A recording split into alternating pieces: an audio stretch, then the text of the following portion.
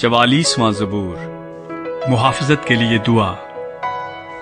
اے خدا، ہم نے اپنی کانوں سے سنا، ہمارے باپ دادا نے ہم سے بیان کیا کہ تو نے ان کے دنوں میں قدیم زمانے میں کیا کیا کام کیے۔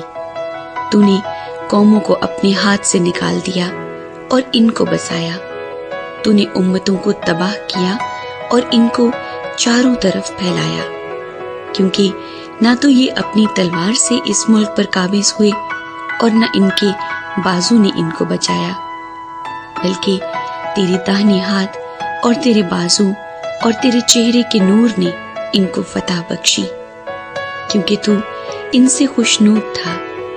اے خدا، تو میرا بادشاہ ہے، یعقوب کے حق میں نجات کا حکم صادر فرما۔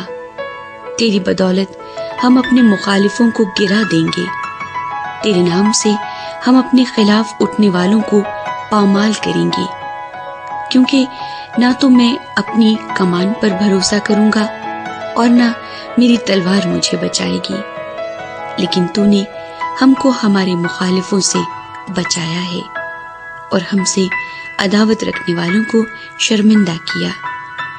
ہم دن بھر خدا پر فخر کرتے رہے ہیں اور ہمیشہ ہم تیرے ہی نام کا شکریہ ادا کرتے رہیں گے، لیکن تو نے تو اب ہم کو ترک کر دیا اور ہم کو رسوا کیا اور ہمارے لشکروں کے ساتھ نہیں جاتا۔ تو ہم کو مخالف کے آگے پسپا کرتا ہے اور ہم سے عداوت رکھنے والے لوٹ مار کرتے ہیں۔ تو نے ہم کو ذبح ہونے والی بھیڑوں کی مانند کر دیا اور قوموں کے درمیان ہم کو پراگندہ کیا۔ تو اپنے لوگوں کو مفت بیچ ڈالتا ہے اور ان کی قیمت سے تیری دولت نہیں بڑھتی۔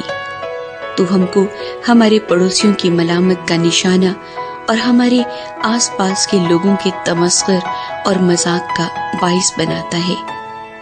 تو ہم کو قوموں کے درمیان ضرب المثل اور امتوں میں سر ہلانے کا باعث ٹھہراتا ہے۔ میری رسوائی دن بھر میرے سامنے رہتی ہے اور میرے منہ پر شرمندگی چھا گئی۔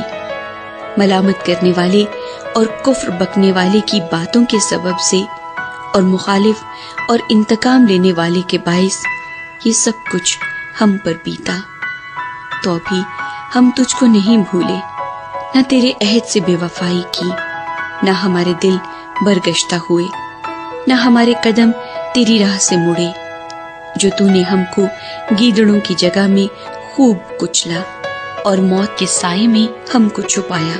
اگر ہم اپنی خدا کے نام کو بھولے یا ہم نے کسی اجنبی معبود کے آگے اپنے ہاتھ پھیلائے ہوں، تو کیا خدا اسے دریافت نہ کر لے گا؟